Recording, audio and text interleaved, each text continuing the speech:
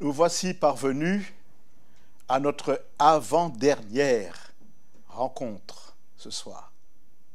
Demain soir, nous aurons à considérer un sujet important aussi, comme tous l'ont été. Mais ce soir, je voudrais avec vous voir le sujet, le chemin de la liberté.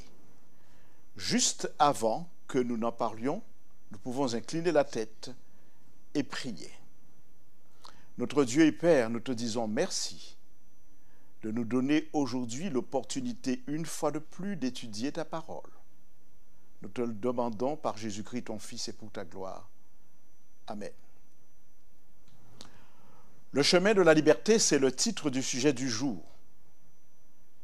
En effet, la liberté, tout le monde en jouit et en bénéficie, mais évidemment, pour être libre, il y a certainement certaines conditions à remplir. La liberté, un grand mot, un grand nom, la liberté. En fait, il y a deux concepts que la Bible présente, sous la loi ou sous la grâce. Nous allons ce soir essayer ensemble de comprendre ce qu'enseigne la parole sur ces deux concepts. Souvent, certains chrétiens disent à d'autres, vous êtes sous la loi, mais nous, nous sommes sous la grâce. Qui en fait est sous la loi et qui en réalité est véritablement sous la grâce? La Bible dit qu'en vérité, il y avait deux personnes qui discutaient et qui n'arrivaient pas à comprendre ce qu'était véritablement la loi et ce qu'était véritablement la grâce. Un jour, un homme de loi new-yorkais a déclaré qu'il se ferait chrétien si on pouvait lui donner l'évidence que Jésus était véritablement ressuscité des morts. Un chrétien ami qui l'entendait lui répondit « Sans problème, je pense avoir des éléments suffisamment convaincants pour t'emmener à la conclusion que Jésus-Christ est véritablement ressuscité des morts. » Une semaine après, l'homme de loi revint avec le document qu'on lui avait remis, le rendit à son ami en lui disant « Après étude, je suis effectivement arrivé à la conviction que Jésus est véritablement ressuscité des morts. Cependant, je ne suis pas davantage chrétien que la semaine précédente. » Et il ajouta à voix basse, « En fait, mon problème n'est pas avec mon cœur, n'est pas avec ma tête, mais avec mon cœur. Mon problème n'est pas avec ma tête, mais avec mon cœur. » La Bible, en effet, déclare que le cœur de l'homme est tortueux par-dessus tout et il est méchant. Qui peut le connaître? Le verset continue, nous n'allons pas le lire. Moi, l'Éternel, je connais, je sonde les cœurs et les reins. L'Éternel connaît les pensées du cœur et lui seul les connaît. Les hommes ne sont pas en capacité de les comprendre, de les connaître. Le cœur de l'homme est tortueux par-dessus tout et il est méchant. Cet homme, par conséquent, avait les évidences intellectuelles que Jésus-Christ était véritablement ressuscité des morts, mais son cœur n'était pas ouvert à la vérité.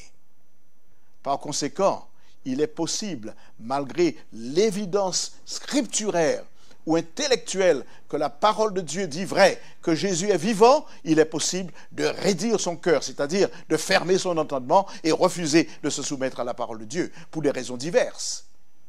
Il y en a qui le feraient par orgueil, par vanité, par amour du monde, amour des plaisirs. On pourrait avoir une liste assez longue. Le cœur de l'homme est tortueux par-dessus tout. On raconte qu'un jour, un homme alla sur un rivage et il marcha longtemps. Il marcha pendant des kilomètres, mais il marcha longtemps.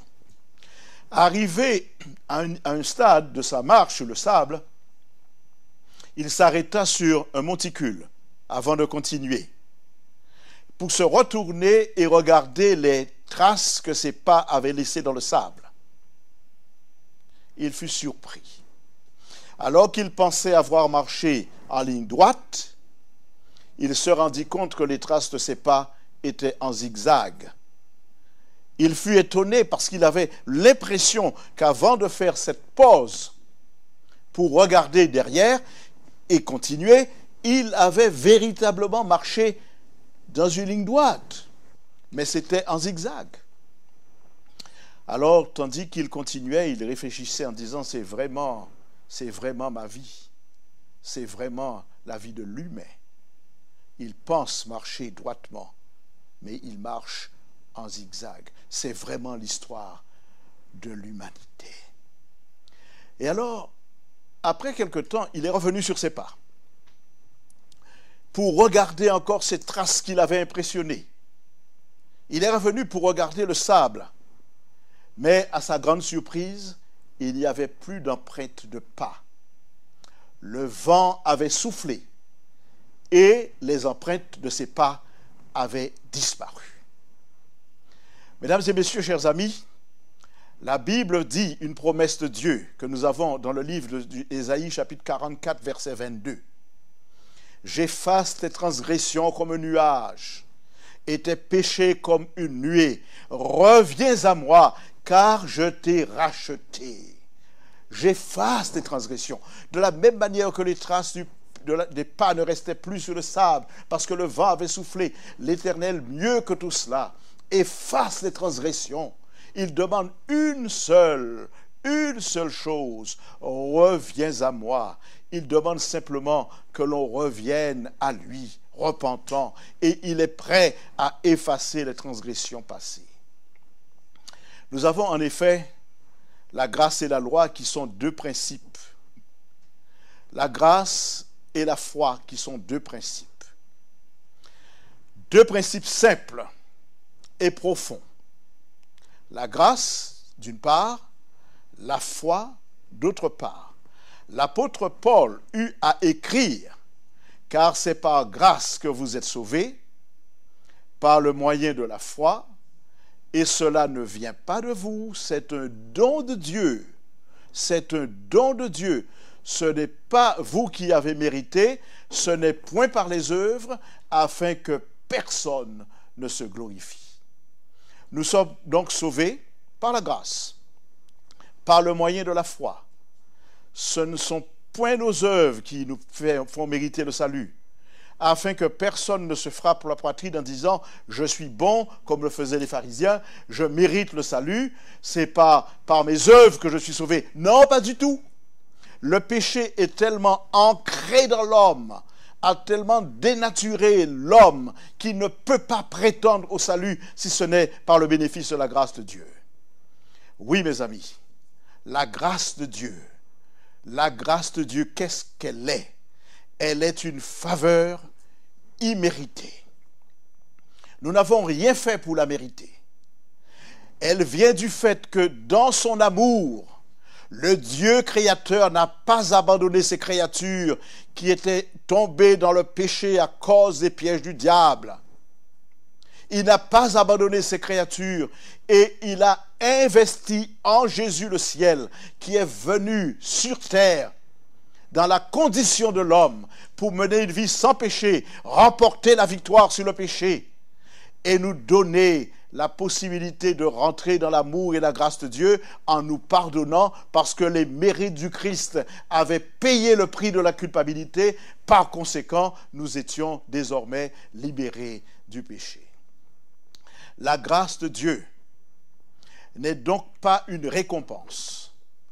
Personne ne la mérite. Et s'il y a parmi vous quelques-uns qui pensent qu'ils la méritent, alors ce soir, sachez que non, personne ne mérite la grâce de Dieu. La grâce est un don. Dieu l'accorde. Dieu l'accorde à tous ceux qui le veulent, à tous ceux qui viennent à lui. Le fait qu'il soit mort sur la croix, il y a maintenant bientôt 2000 ans, ou il y a déjà 2000 ans, le fait qu'il soit mort sur la croix ne signifie pas que nous avons forcément le salut si nous refusons le don que Dieu nous fait dans la grâce. En effet, l'apôtre Paul est clair dans ses déclarations et j'aime beaucoup la précision de cet apôtre du Seigneur, dont certains disent que les écrits sont difficiles, mais dans le contexte dans lequel l'apôtre les présente, ils ne sont pas difficiles si on veut comprendre le contexte qui environne et ne pas tirer des textes de leur contexte pour former des idées et des doctrines. L'apôtre l'écrit en Éphésiens 2, verset 8, « Car c'est par grâce que vous êtes sauvés. » C'est par grâce que vous êtes sauvés, par le moyen de la foi. Et cela ne vient pas de vous, et il a encore répété, c'est un don de Dieu. C'est par grâce que nous sommes sauvés. C'est un don de Dieu. Alors si nous étions ensemble, je vous inviterai à chanter pour remercier le Seigneur. Maintenant, là où vous êtes dans vos maisons, vous pouvez chanter le Seigneur en le louant et en le remerciant pour cet amour merveilleux et le fait que Jésus soit allé jusqu'à la mort. Mais sachant également qu'il est descendu dans la tombe, mais qu'il est ressuscité selon que la parole l'avait annoncé, qu'il est monté aux cieux et que maintenant il est assis à la droite du Père en train d'intercéder pour tous les pécheurs qui se repentent. Chaque fois qu'un pécheur vient au Christ, il le présente au Père. Il présente son sang, les mérites de son sang. Et la personne qui s'est repentie et convertie bénéficie des mérites du sang du Christ. La grâce, par conséquent, emmène la justification. Tu n'es plus considéré comme pécheur parce que tu es justifié par le sang de Jésus. Tu es justifié par le Christ. Tu reçois le pardon et tu reçois avec le pardon la rémission de tes péchés. Le texte biblique dit que le péché est jeté au fond de la mer. Dieu n'en tient plus compte. Peu importe ton passé. Si tu viens au Christ, il prend soin de toi et te remet tes fautes parce que Jésus, sur la croix, a porté les péchés de l'humanité. Grâce, justification, pardon des péchés et la rémission des péchés.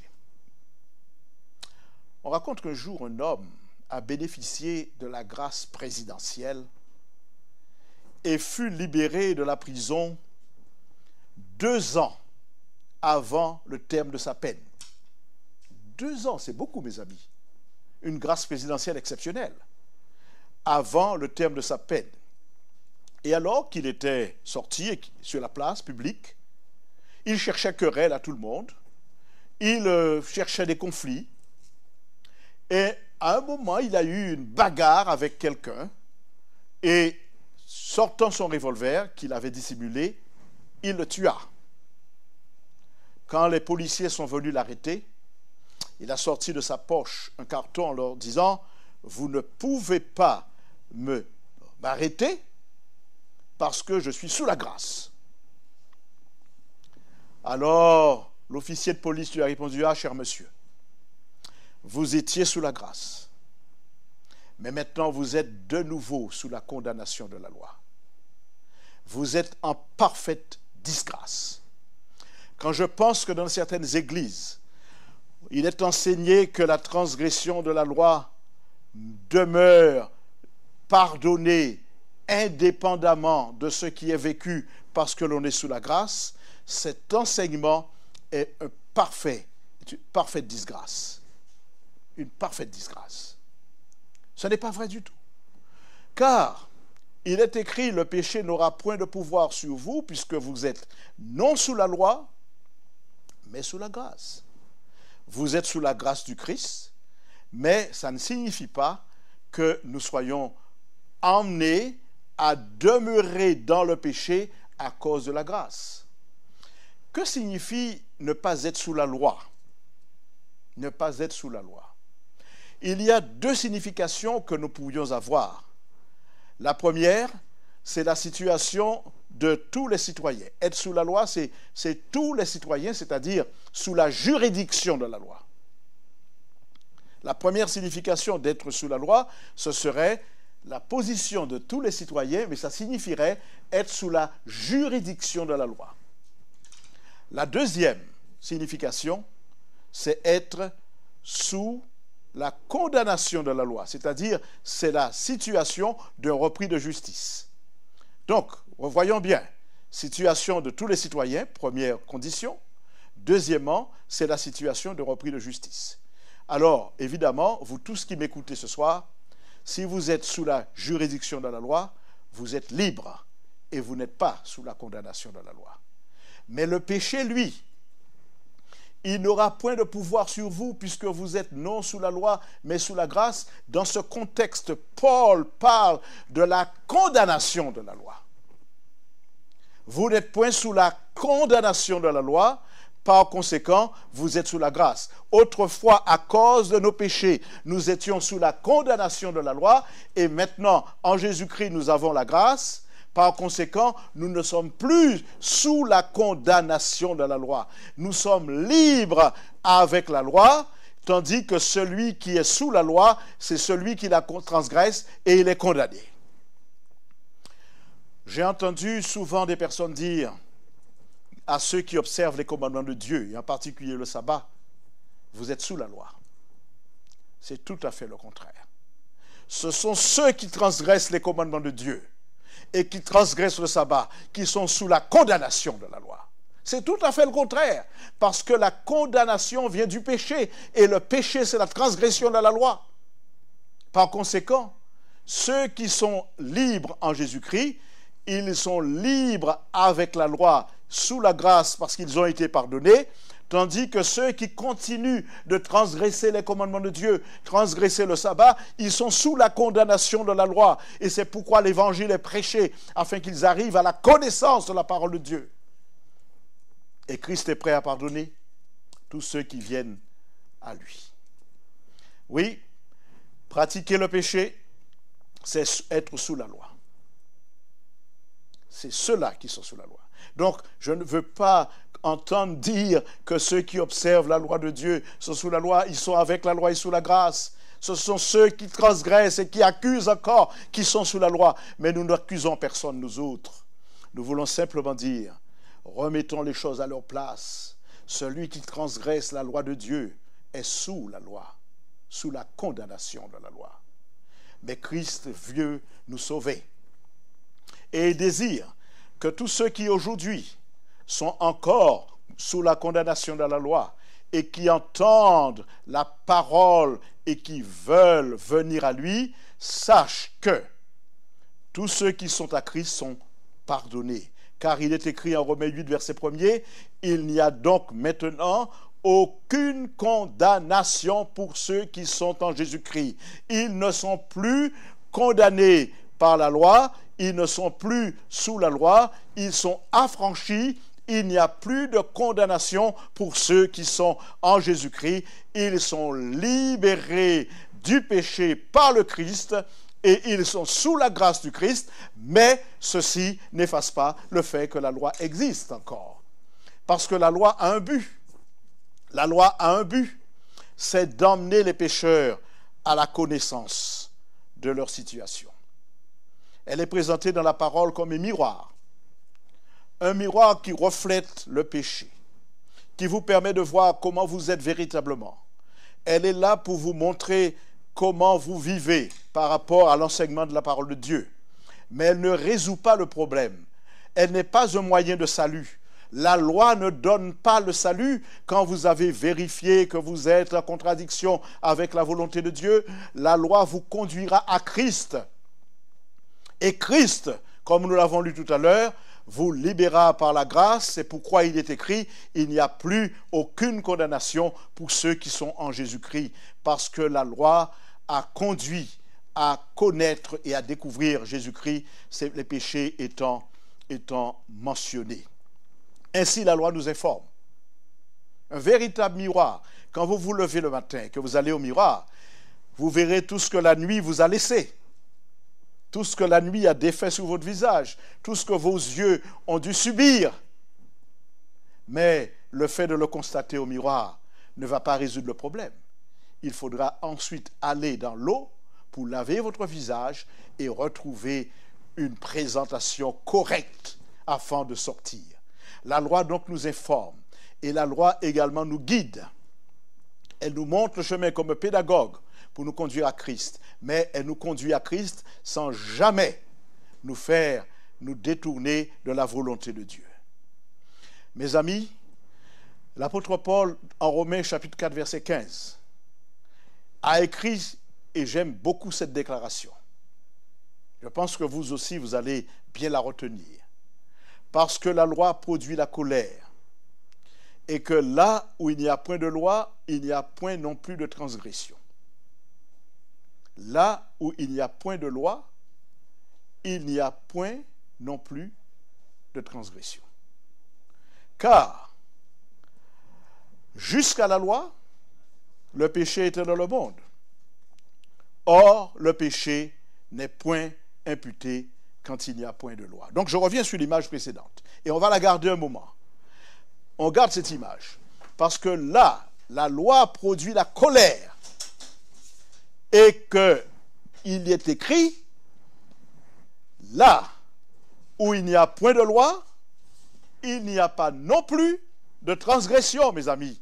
S'il n'y a point de loi, il n'y a pas non plus de transgression. Je pense que ça doit être évident pour tout le monde, parce que c'est la loi qui emmène à la connaissance de son péché et qui nous permet de toucher du doigt cette réalité que nous sommes pécheurs et qui nous emmène à Dieu et aux besoins de Dieu.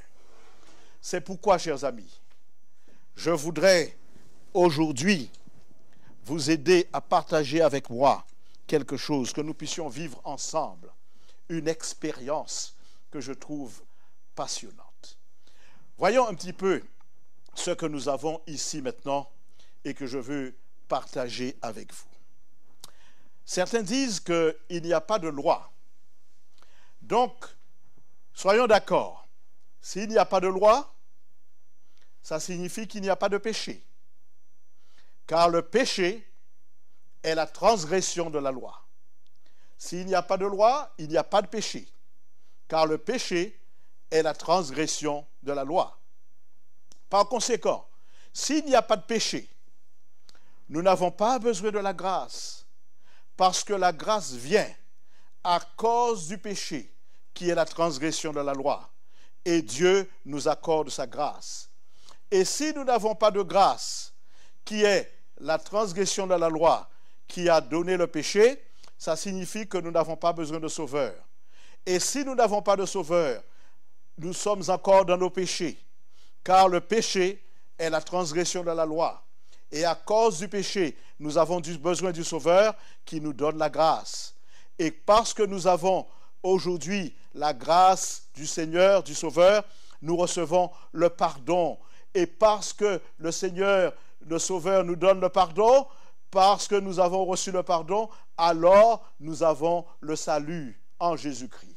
Donc, remarquons bien que tout s'écroulerait s'il n'y avait pas de loi. Parce que s'il n'y a pas de loi, il n'y a pas de péché. Et s'il n'y a pas de péché, il n'y a pas de grâce. Et s'il n'y a pas de grâce, on n'a pas besoin de sauveur. Et si nous n'avons pas besoin de sauveur, il n'y a pas de pardon. Et s'il n'y a pas de pardon, il n'y a pas de salut. Et par conséquent, nous n'avons pas non plus besoin d'église. Et si nous n'avons pas besoin d'église, nous pouvons tout fermer, c'est fini, nous sommes tous perdus, condamnés, il n'y a plus d'espérance. Mais non, mes amis, ce n'est pas ce que la parole de Dieu enseigne. Nous avons en Jésus-Christ un sauveur qui nous a donné sa grâce à cause du péché qui est la transgression de la loi. Et nous disons merci au Seigneur pour cet amour incommensurable. Car, l'apôtre Paul ajoute, car jusqu'à la loi, le péché était dans le monde. Or, le péché n'est pas imputé quand il n'y a point de loi. Quiconque pêche transgresse la loi. Et le péché est la transgression de la loi. Formidable et merci mon Dieu. Merci pour ton amour infini, pour ta grâce et ta bénédiction. Ce soir, vous devez vous réjouir avec moi. En Jésus-Christ, nous sommes libres. Ne gardons pas de sentiment de culpabilité. Il y a des personnes encore, même quelquefois des chrétiens, qui vivent avec un sentiment de culpabilité. Vous avez commis un acte répréhensible, vous l'avez confessé au Seigneur, libérez-vous et soyez libres en Jésus-Christ. C'est le diable qui vient encore faire remonter à vos esprits toutes vos erreurs passées, pour vous culpabiliser et vous tenir sous son pouvoir. Mais vous avez confié à Dieu votre vie, libérée en Jésus-Christ. Réjouissez-vous, vous n'êtes plus sous la condamnation de la loi. Et Jésus est mort pour cela. La grâce de Dieu, cependant, source de salut, a été manifestée. Elle a été manifestée. Et elle nous enseigne à renoncer à l'impiété, au convoitisme mondain, et à vivre dans ce siècle selon la justice et la piété, en attendant la bienheureuse espérance du retour de notre Seigneur Jésus. Ce sont les versets suivants que je n'ai pas mis à l'écran.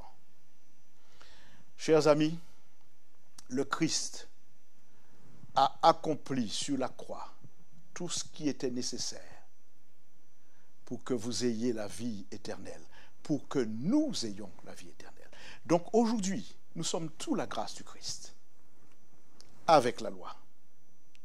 Sous la grâce ne fait pas disparaître. Autrement, si c'était le cas, Jésus ne serait pas venu mourir sur la croix. C'est précisément parce qu'il ne voulait pas rabaisser ses exigences spirituelles qu'il a préféré payer le prix. Mais nous avons mentionné hier le texte de Paul aux Philippiens, chapitre 4, verset 13. « Je puis tout par celui qui me fortifie. » Quelquefois, certaines personnes disent, mais est-ce que je pourrais garder la volonté de Dieu? Est-ce que je pourrais faire la volonté de Dieu? Je n'en ai pas la force. Paul dit, je puis tout par celui qui me fortifie. C'est l'Esprit de Dieu qui vous fortifie. Chers amis, nous nous retrouvons demain soir, Dieu voulant. En attendant, je vous rappelle que Dieu vous invite à venir à lui. Donnez-lui votre cœur et que la grâce et la paix vous soient données de la part de Dieu notre Père et de notre Seigneur Jésus-Christ. Nous prions. Éternel Dieu et Père, nous te remercions de nous avoir encore permis aujourd'hui de comprendre ta parole. C'est ton Saint-Esprit qui nous éclaire. Sans ton Saint-Esprit, nous ne serions pas en mesure de la comprendre. Mais nous te remercions de nous éclairer et permettre que ce soit une bénédiction pour chacun de ceux qui participent à ces réunions. Nous te prions, tandis que demain soir, tu nous ramèneras ici, là où nous sommes, dans nos maisons. Nous te prions de conserver chacun dans ta grâce et ton amour, par les mérites de Jésus et pour ta gloire. Amen.